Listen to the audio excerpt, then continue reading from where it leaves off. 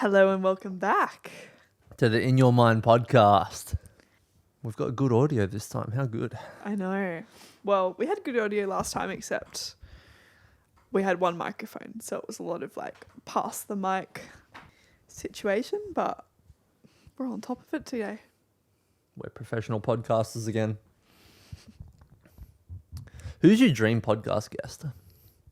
Ooh, that's hard. I have a couple. You. Okay. Okay, wait. Dream podcast guest, Yeah. and then dream podcast Desk. dream podcast desk. What's your dream podcast? Desk? Dream podcast I said it again. Maybe we should cut podcast guest, Yeah. dead or alive as well. Okay, so Yeah. so alive and then I wasn't thinking of any dead ones before, but now I'm like, yeah. I still feel like there wasn't anyone that I really... There's not a dead person you care about. I'm like, There's not a single dead person. I mean, it would be cool to like speak to like some psychologists from like back in the Freud. day. Yeah, I feel like That'd that would be be fun. cool. I feel like he would be cool. I feel like Young. I don't know if I'd especially- trust him though. He might make a move on you. Yeah, he's a bit skew-iff, but I think Young would be cool. Very important. We've got a bookmark. Bookmark. Thank you. Thanks, Mum. Yeah, I think Young would be cool. I also think Young would be fire. Adler. Just like, you know what would be even cooler? Like all three of them in a room together with me. Were they all alive at the same time? I feel Yeah. like Young was. I don't know about A if long time Adler ago. was. No, Young studied with Freud. Like together. Yeah, I think They're they study all buddies. they all studied together at some point actually. Wouldn't that be wild, bro? Yeah. Like, if we created something, yeah. like they wouldn't have really even known it at the time either. They would just be doing their thing, and they'd be like, "Oh, this is interesting." Yeah. Well, Freud kind of was pretty famous from... But not when they were Pretty early on. studying, right? Pardon? No, while he was studying. Well, he studied to be like he studied like medicine first.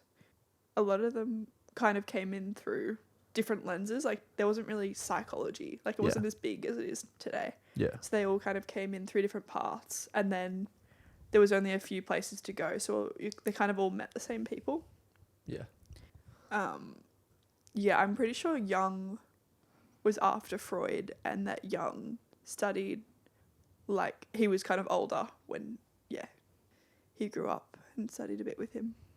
But I can't remember where Adler fit into that. Interesting. Mm. So those three, Yeah. are any of them alive? No. No, they're all dead. Rest in peace. R.I.P. But their knowledge and their books live on. Forever. And that was Adler's, like, desire. He was like, Legacy. yeah, he was all about, like, he even said, like, I hope one day there is no need for this knowledge, that this knowledge is just so basic that it's irrelevant. Like, it's so foundational that, yeah. It's common knowledge. Yeah. Yeah. Which, I mean, I feel like it is. People just, they don't have the name to put to it.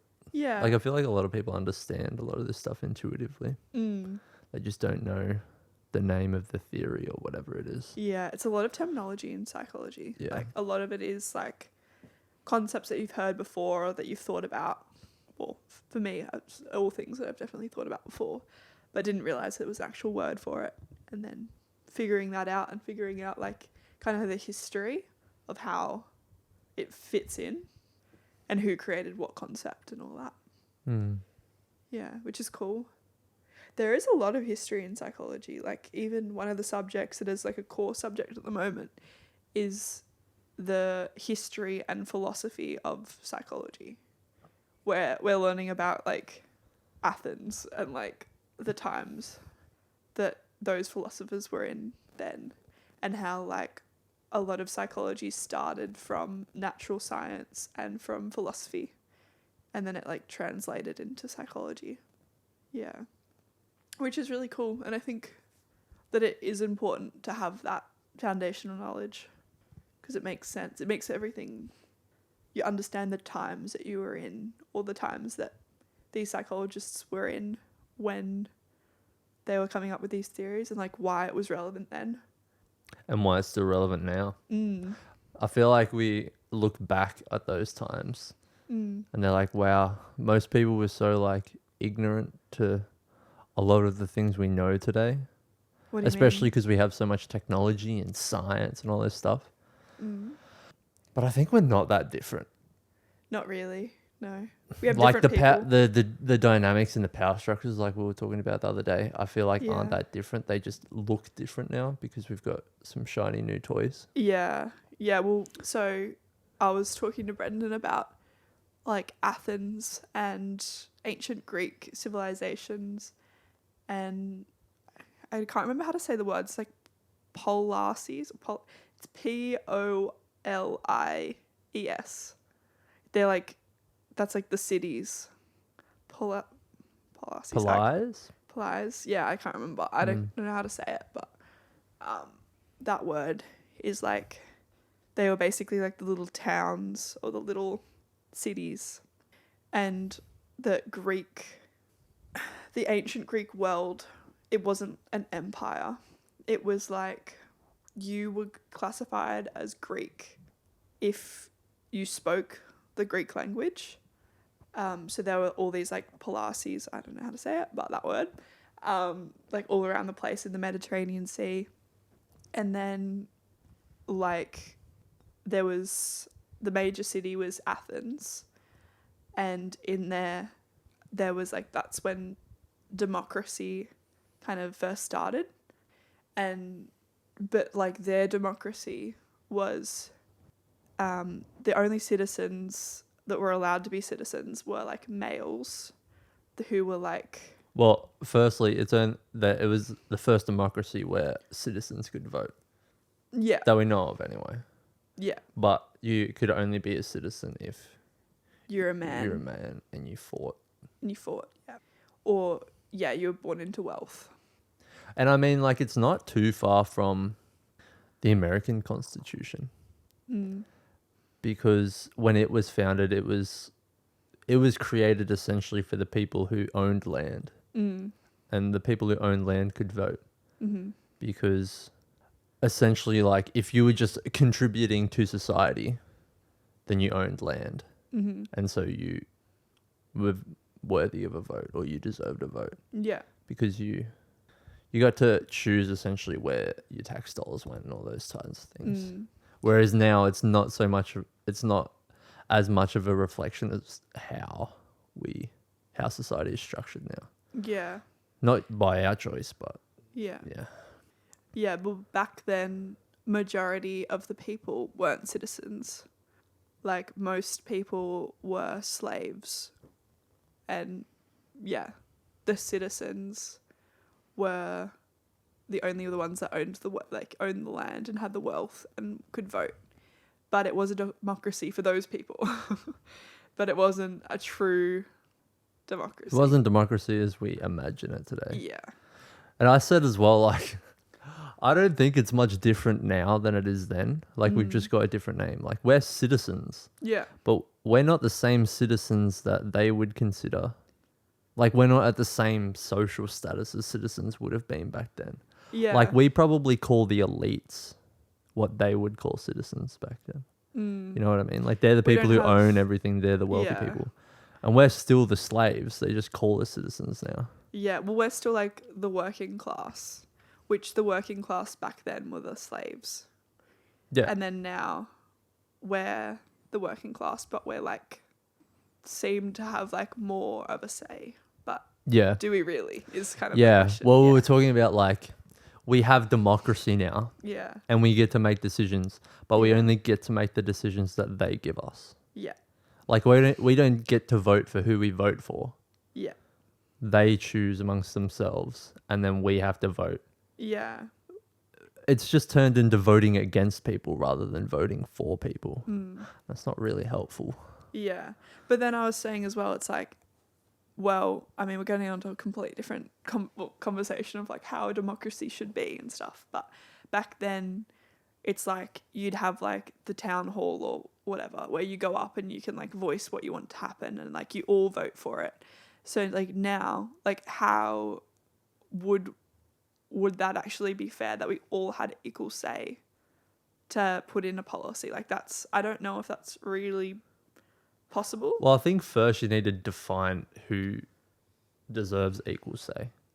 But then you're saying some people are worth more and some people get more of a say than others. And is that democracy? I think that's just the nature of capitalism. Mm. Like if you contribute more, you should be able to have more of a say. Mm. I think that's just natural order. Like if in a family dynamic, like if you own the house, if you pay for all the food, if you do all that, then you should have a say on what is done with all those things. Yeah. In a more modern household, it's more even, because I also think if you want to have a strong family unit, you should be aligned with your significant other. Mm. Yeah, and be able to have those conversations of why you want something and why you don't, and be like really open and reciprocal to the other person's view.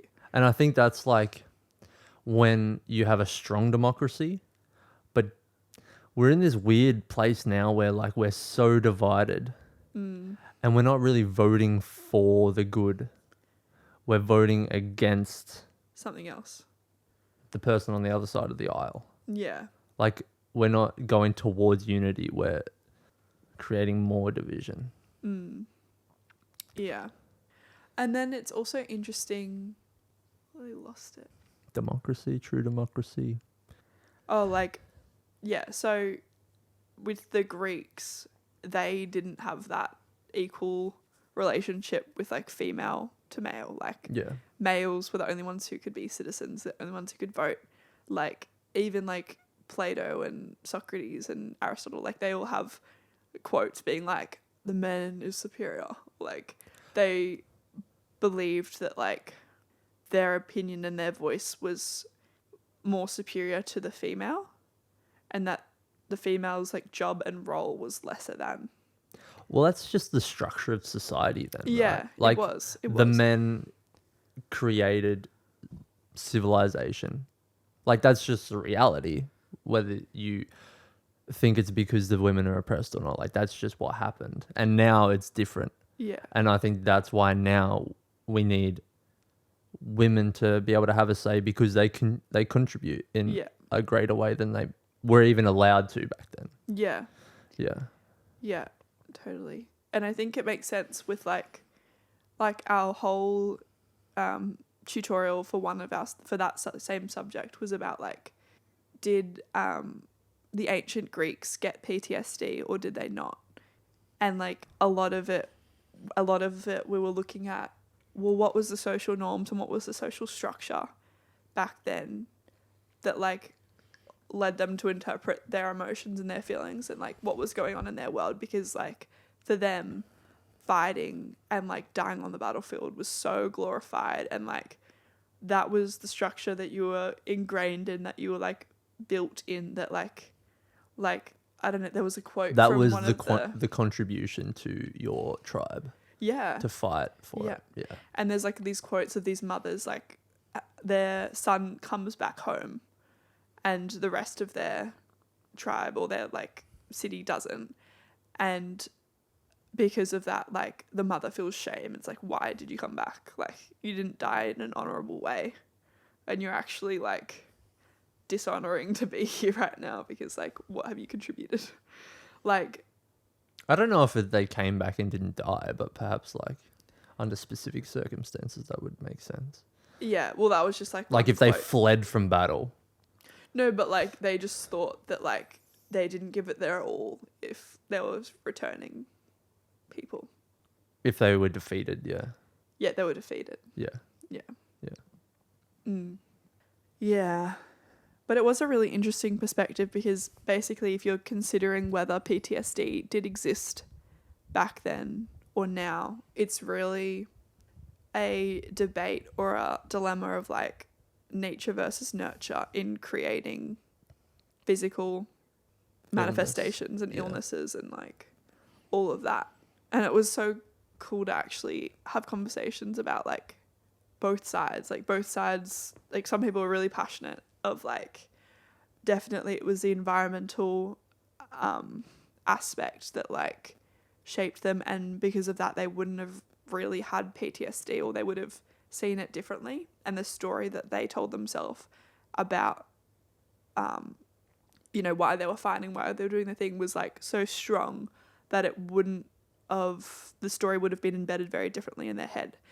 Whereas like the other side was talking about like we all have the same emotions, we all have the same biology as like humans. We have the same biology as those ancient Greek, and because of that we're all susceptible to PTSD. And who's to say that we wouldn't get PTSD? That we wouldn't? That they wouldn't get PTSD. You know, it's interesting because they could have had clinical diagnosis of PTSD as we define it today. But yeah, they might not have just had the story that was told to them. Like if PTSD existed, like the social convention of it, you could probably diagnose a lot of them with that. I don't know, I wasn't there. But yeah, it's interesting. Yeah. See, I thought that you couldn't, just purely based on the fact of like, well, I thought, okay, there probably is one person in ancient Greek that has PTSD, like that has like the severity, like there's at least one. Like, yeah, it could have existed. But for the most part, I don't think it was as prevalent as like what we had from the Vietnam War or anything like that. Like, how could you say that though? Well, just because the cultural context was so different. Like, people going to fight in the Vietnam War, like our culture and the Christian values and morals that was like embedded into us and into the Americans was like love thy neighbor, like all people are equal. Like, but why would there be war in the first place if that was the case? yeah. Like they're going to war because it's morally justified because we're in danger. So Yeah. it's still glorifying it, a victory. Like they're going for a victory. Yeah, but I just feel like it wasn't fully like that. Like there was conscription and there was people going that didn't want to go. I'm sure that happened a lot in the Roman Empire as well. I just don't know. I don't think from like the account and the cultural landscape that we can look at through like books and texts that it would be to the same extent, because embedded in the culture, like these people grew up fighting. They grew up like, you know, to please the gods was to fight. Like, I just think that would have been so greater, so much of like a power thing in their head that like I don't think it would have been to the same extent. But I think men in general, right, they put on a tough front. So a lot of them could have had PTSD, but because it's such it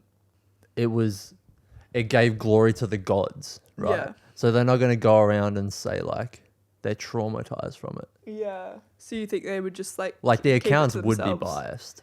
Yeah. It's true. Yeah. And the account and history is written by the victors. Yeah.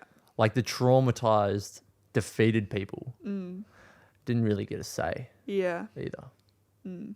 Because it's a very different story when you're on the receiving end of the sword rather than on the giving end. Yeah. Definitely really interesting to think about. Yeah. Yeah. And you can never really say. Like, No, both you don't sides of the know. argument are valid. Yeah, definitely. And I don't think there's supposed to be like there's no known answer. Like we can't exactly. know. Yeah. We don't have an ancient Greek soldier in front of us right now to interview. Yeah. Maybe And even if that's- we had one, it's just one. Yeah, it's not a reliable sample. Yeah. Yeah. Interesting. Though. Let's go back to that initial question. Well, I don't Who think would you like answered to it. Who would you like to interview? Who would you like to have on the podcast? An ancient Greek soldier. Yeah. I don't think they speak English though. Do they? Latin? Did they? Yeah. Interesting. You'd probably understand some stuff. I don't know. I don't Maybe. understand any Latin. Well, a lot of our words are like infused with Latin. Yeah. Yeah. It's the basis. He'd probably have PTSD if we pulled him here and sat him down on the podcast, just holding a cannon to my face. You gotta blow my head off. Yeah. Yeah. Another person was like saying that like, what about, is PTSD like from war? Do you think that it's way worse now because we have of the technology that we have? Like back then, was it less fatal because the tools were more like swords and like it was less brutal in a way? Like it was less like final. Today is less brutal, or back then was Back then it was like, you reckon? Bro, I feel hot war is more brutal than cold war. Oh, I don't know what hot war is. Boots on the ground, like physical engagement. Yeah. Yeah. And bro, they had swords and spears and shit. Like that's like, just way more brutal than shooting someone from. But like, I don't think you're killing the quantity of people that you would be today. You know, like, and true. it's very like, I am killing this person. Like, but also there were like huge battles, and there would have been more of them. And I think like it was kind of what you were alluding to before. Like, I think a lot of it is relative to the norm.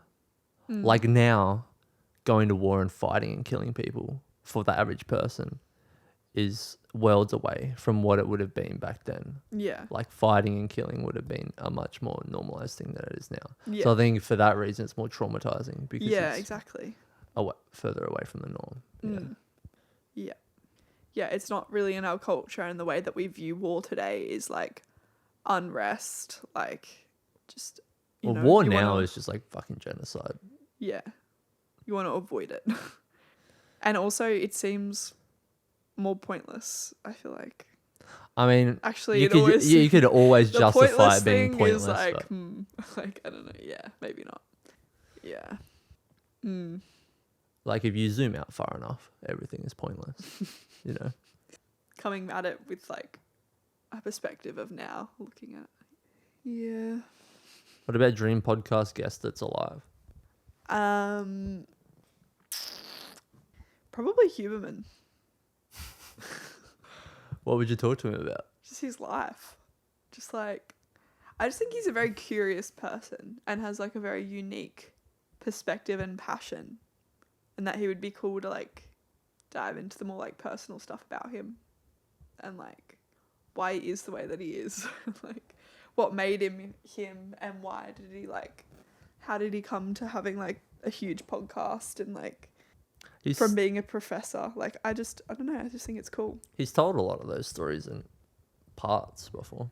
Yeah, he has. But I still feel like having a conversation with him would be cool.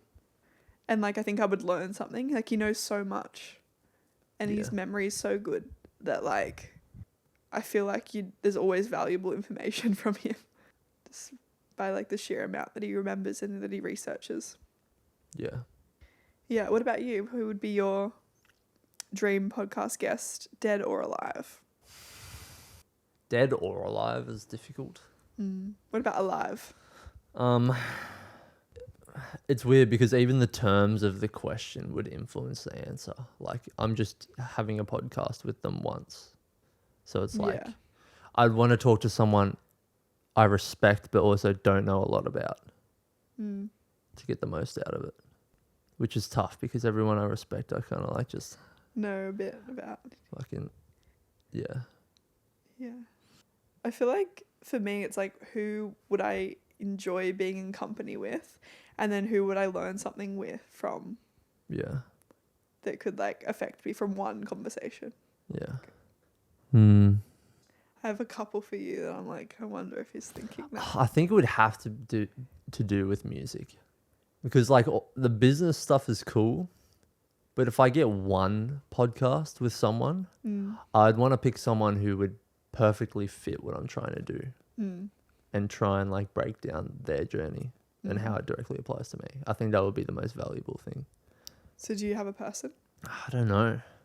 Can I say some names and you tell me if they're in top 3 or not? Yeah. Or if they're like Rick Rubin? Top 3? Yeah. Yeah, maybe. Yeah. What about Russ? Shit. Yeah, I guess, but it's hard because I can't think of anyone else. Yeah. Well, I just There's feel some like good ones though. those are people that you like really do talk Russ about. more so than Rick Rubin, but Rick Yeah. Rubin would be a crazy conversation. I think that would just be more holistic. Like It'd be more zoomed out potentially. Yeah. But even Russ, like he was on Andrew Schultz's podcast Flagrant, and that was a great episode too. So no, I think Russ is a good shout. Yeah. Yeah. What about Dead? Dead. Dad. I reckon X. Why? I don't know much about him, Yeah. but what I've seen, he's like he was on another level. Not Juice WRLD? No, I don't think to make music with him, Yeah. like you just couldn't skip on that. But I don't know if in the podcast format you'd get as much out as someone like X. Yeah. Interesting. Because he just seems more introverted and reserved, especially like if you don't know them. Yeah. Whereas I feel like X is probably more open initially, maybe. I don't know. Right. These are all complete Yeah. assumptions though. It's interesting what you think about in terms of like making a decision as Yeah. well. Like what goes into it. Yeah. Yeah, I think X would be crazy. Yeah. Or like, like Tupac or, But those are just ones you do if you just want to get the most amount of views. Like, bro, if someone got an interview with Tupac, that would break the internet Yeah. 1 billion times over. Yeah. Even, yeah. So that's what I think. What other podcaster would you enjoy having on the podcast? Like their full thing is like podcasting. Or their main. Or they just have a big podcast. Or they have a big podcast, yeah. Like they have to be a host. Or they've just been on a lot of podcasts. No, they're like a host of a podcast. I feel like Jordan Peterson would be dope. Because a lot of I've been watching more of his stuff recently, and a lot of his views on religion and marriage and relationships and stuff like that is very solid. Yeah. And just things that you're like, yeah, that makes sense. Truths. What are some of the things that stand out for you from that? It's hard to choose or explain just one part because it's such a small part of the whole. But just the general theme of not letting your ego have control over how you act or your decisions or what you say. Speak with the truth. Always seek the truth. And just help people. So really valuing honesty in the relationship, no matter no matter how hurtful or emotional it could seem. Yeah. Yeah. I mean, he obviously explains it way better than I can. Yeah. I find he uses such big words that I find it hard to keep up sometimes. Yeah. It really depends what setting he's in as well, I think. Yeah. Because if he's with non-academics, it's a lot easier to understand, I think. Yeah. But the more you listen to him, the more you can kind of figure out what he's trying to say. Yeah, as true. well. Yeah. Yeah. Just his view of marriage being permanent is so counter to what culture is today. Yeah. And the things that I've learnt recently, how important it is to have for society and for raising a family and everything, how important it is to be committed 100%. And not taking that as lightly as we do today. Yeah. Because it does really impact families and then the next generation and then the generation after that. Setting rules for engagement, how to communicate, how to What do you mean resolve rules for engagement? I don't think he's said those words specifically, but just how you communicate with people, with your partner, and just how important it is, and that marriage is literally saying that this is my promise to you. And a lot of people say, and something he said that kind of shifted my perspective a lot is a lot of men, especially today, for a variety of reasons I agree with and don't agree with. They say like, oh, why do I have to get married if I'm just like, I say to you, like I'm committed. Like I already know, like I love you. Yeah. And what he said is like, when you're committing to someone, marriage goes through such ups and downs. When you're at the bottom and you're most tempted to stray, you need every kind of guideline and barrier to keep you in that relationship. Otherwise, it's a lot easier to break that promise. Like if you're legally bound, there's a lot of restriction to leaving that relationship. Yeah. And then also if you've told everyone else that you know that you're committed to this relationship, you're much more likely to keep the promise because you're socially bound. Do you think that's always healthy though? Well, that's why I think you have to be really careful with who you choose. Yeah.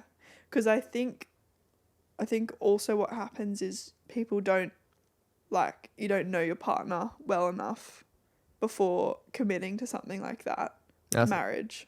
That's why, like, it's so stupid.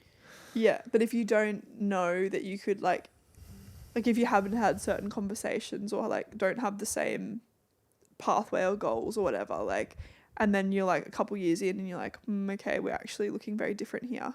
But I also think, like, people can really change too. And if you don't change with the directions with, like, your significant other, then that's going to create a huge conflict. And in any relationship as well. Yeah.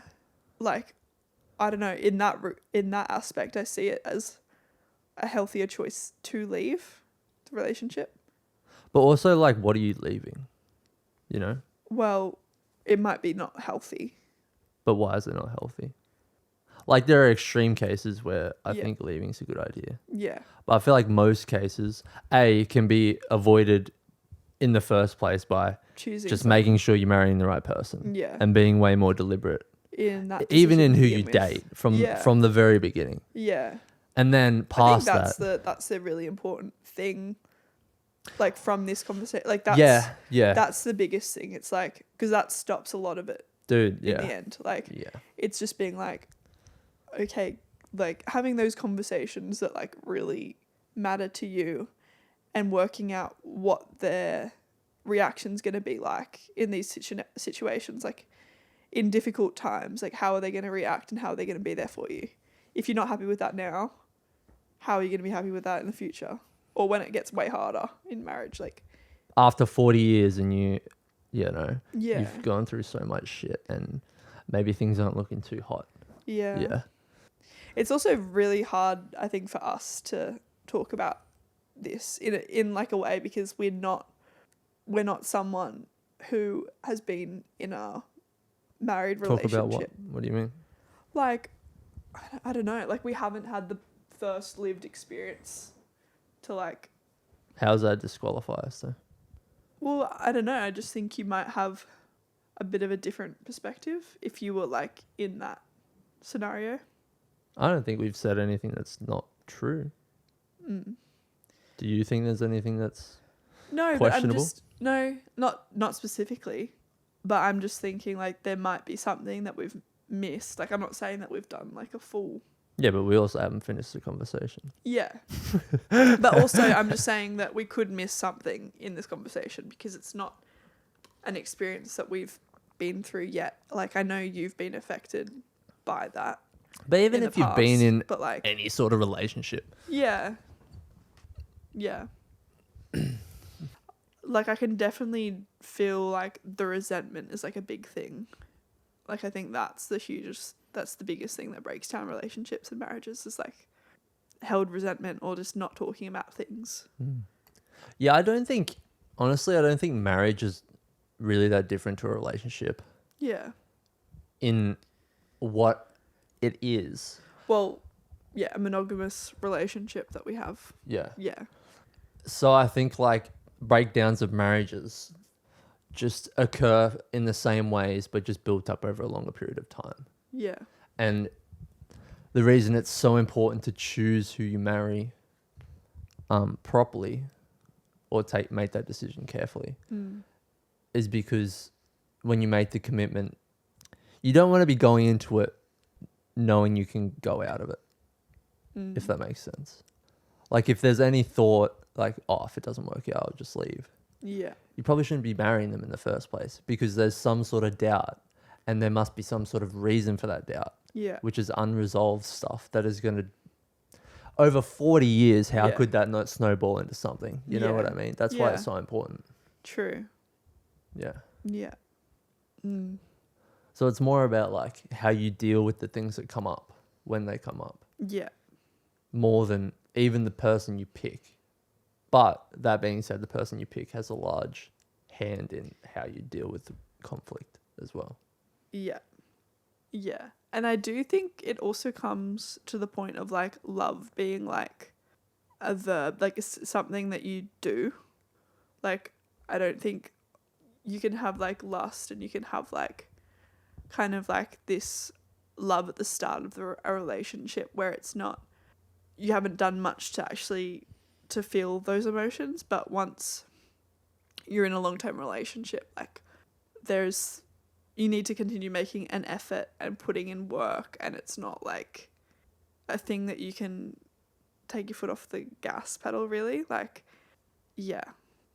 I think we view romantic relationships different to other relationships when they're not that different fundamentally. Yeah.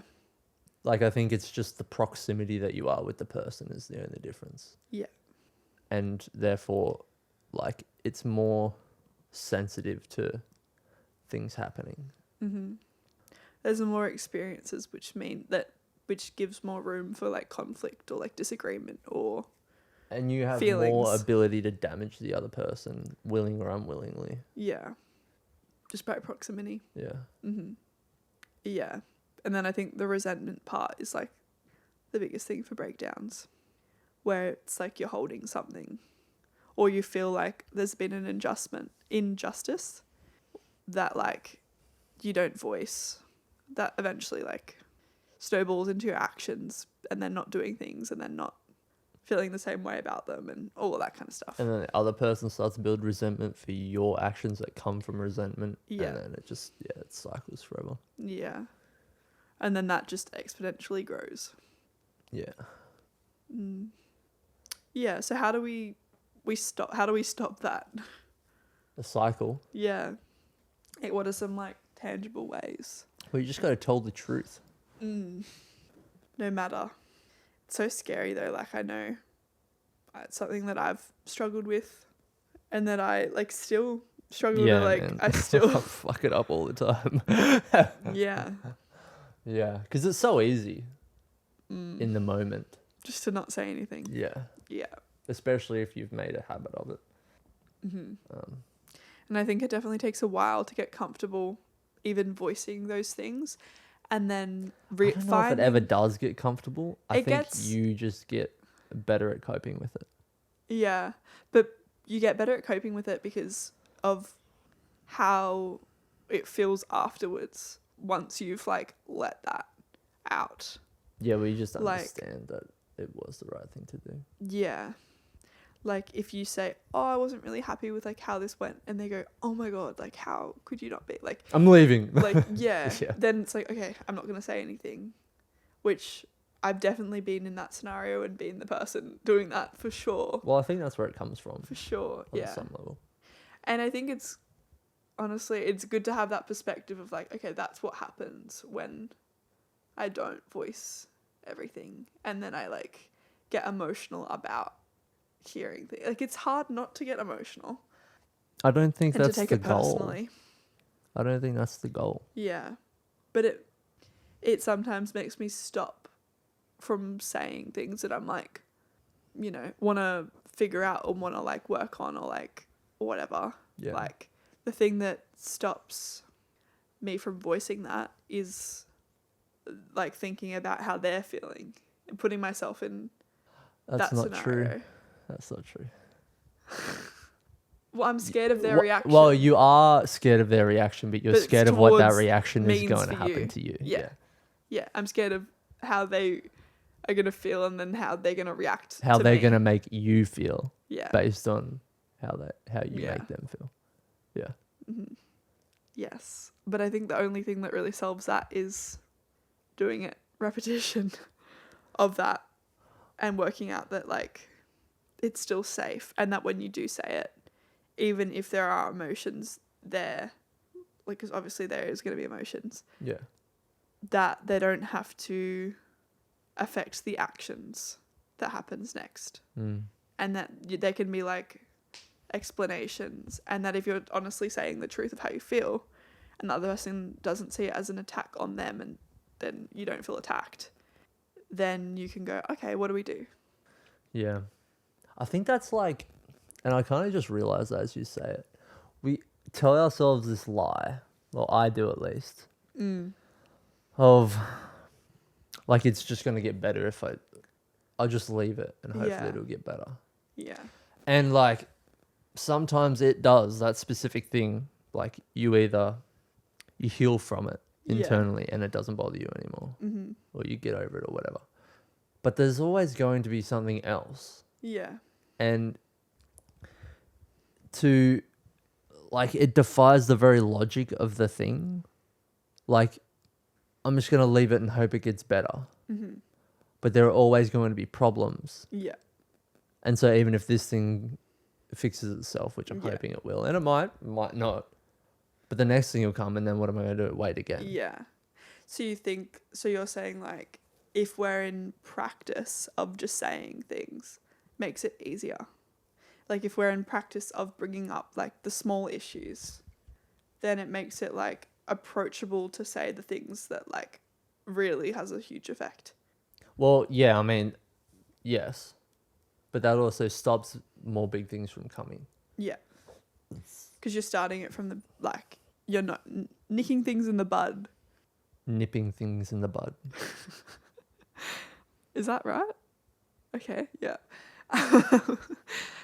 Like, at the start, rather than, like, after it's unraveled into a form of resentment, which sometimes it does. Yeah, sometimes it just Sometimes skirts it's in already underneath there. your awareness. Yeah, you don't And even then pick you're up like, on oh, it. fuck. Yeah. Yeah. And then just once you can be aware of it is, like, a great time to bring it up. Yeah. But sometimes it takes us a while. And I think that's human. But I think the more that we do it and that we show ourselves that it's fine to do, then the better and the easier it can get. And the more growth that can happen. Yeah. And the more we can actually evolve with that person and feel closeness. Because, like, when, like, I do bring things to you and then that was, like, something that's hard to say and to, you know, then we both talk about it and find a solution. I'm like, oh, wow, I can bring stuff like this to this person and it's okay. And then that makes me feel closer. It actually, you go the other way. Yeah. Yeah. Yeah. I wrote in one of my songs that, I forget the exact words, but it's like, I keep these things from you, but in keeping those bad things, I'm keeping the solution and the closeness that comes after it away from you. So I'm letting my fear hold us apart. Yeah. And I think that, as you said, I think that happens not just in our romantic relationships, but in your relationship with yourself as all well. relationships. Yeah. Yeah. All connections. Yeah. Just telling the truth at all times. Looking at the truth. Not covering it up with band-aids and sticky tape. Yeah. Because it always finds a way. Yeah. And if you try and kick it out the door and shut the door, it's going to come in through the window. Yeah. Usually when it comes through the window, it's unexpected and it's uglier than when it was standing at the door. Yeah. It's weird. I like that. I like that analogy. And there's glass broken. Yeah. And some of it's in your eye. And there's blood everywhere. And there's mud. It's messy. And there's leaves. Like, it's just climbed up the tree into your window. And it's like slobbering and it's sweaty because it's climbed up there. What? And now the dog's barking because it sees it up the tree. Okay. And it's like, it's horrible. It's not good. So just let it in the door, bro. Just let it in the door. Don't let that slobber in. It's like the neighbor's kid. Just let it in. Yeah. It's easier. Anyway. Moving on. Yeah. Ancient Greece to Marriage. marriage. It's cool. Thoughts? I just think it's a good reminder for me how that applies to all of my relationships, and just thinking about like what are the things that like I'm not even conscious of, that is like slight resentments or slight like things that I want to fix that I haven't been able to voice because of the fear, and like what are the solutions to that. And that's kind of what I'm thinking about now. Yeah. How do I apply that, and where it's needed, and what I think of instantly, where I need to go from this. A lot to think about. Yes. I hope it's of value to the listeners as well, in some way or another. Got something out of it. A bit of history knowledge, a bit of love doctor. Love doctor. Relationship therapy. Therapy? Yeah. Anything else you want to add? I think that's good. Before we open up another can of worms. Yeah. Thanks for watching. Thanks for watching or listen. Oh, elbow the wall. Thanks for watching or listening. I hope you got something out of it. And send us any questions. Send us any questions or topics that you want to hear us talk about. Leave a review. Leave a comment. Leave a like. Subscribe. Turn Do it on the all. bell notification. While you're there, why don't you just do it all? Might as well, right? Might as well. You know you're going to want to watch this again. So you might as well just do it now. So you can thank your future self. Thanks for listening, guys. See ya. See ya. Bye.